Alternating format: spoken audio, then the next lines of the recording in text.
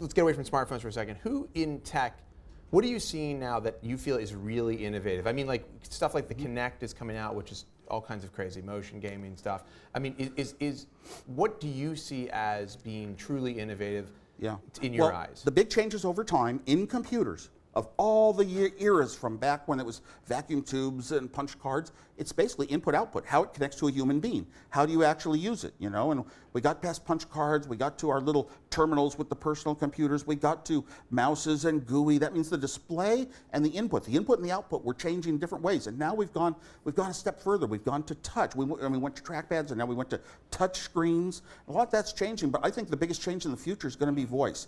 Bill Atkinson, at the recent Macworld, I believe, commented that really the future of these smartphones is voice control. Really? Maybe all computers. People just talking to the phones. I always thought that voice control was never going to be understood well enough to be satisfactory. Right. And now I'm totally convinced it's. So you think so? We're going to get into an era where everybody's just like screaming at their phones to tell what to do. No, I mean, because you're in a room of people. Talking very softly, because when I'm in a big loud concert and you can hardly hear yourself, can't hear the guy next to you, I can speak into, well, the Nexus 1 had the best noise canceling of all these phones I tried.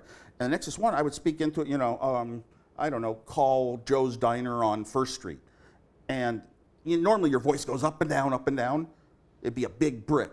And I'd send it off to Google, and Google would send it back and get every word right. I mean, just blows me away that it does it in noisy environments, and it figures out by context what you've said. You know, you can't have spelling mistakes. You don't have to follow a set of procedures. I got to type here and click there, and then I do this, and I do this, and I get my thing, my text message sent. I can just pick up my phone and say, text Janet, here I am at the Engadget interview, period. It does it. So you think that we're going to move more towards something like voice control as opposed to different types of gesture language? I mean, obviously with keyboards, I mean, we're starting to see things like swipe, where instead of typing, you're swiping around on the screen. I love swiping so much more than typing myself, because I'm usually one-handed. I'm doing it, well, I guess swiping, you're sort of two-handed, but I love the swiping and the feel of it, and it feels like an iPad or something. But I think we're going to move beyond that to most of the apps being just voice control. I don't have to think even which app I'm talking to necessarily, you know?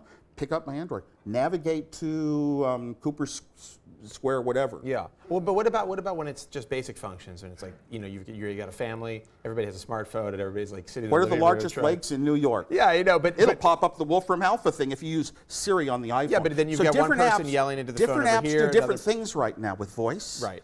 And all of the hooks are built into the Android operating system has the hooks for voice. But I think in the end we need something like AppleScript for voice, where you can talk to any program, any application that builds in its own little vocabulary, its set of commands. Because then your language, your voice language, didn't define a certain vocabulary. Right. It's different depending which apps you have. You might want to give that idea to Apple.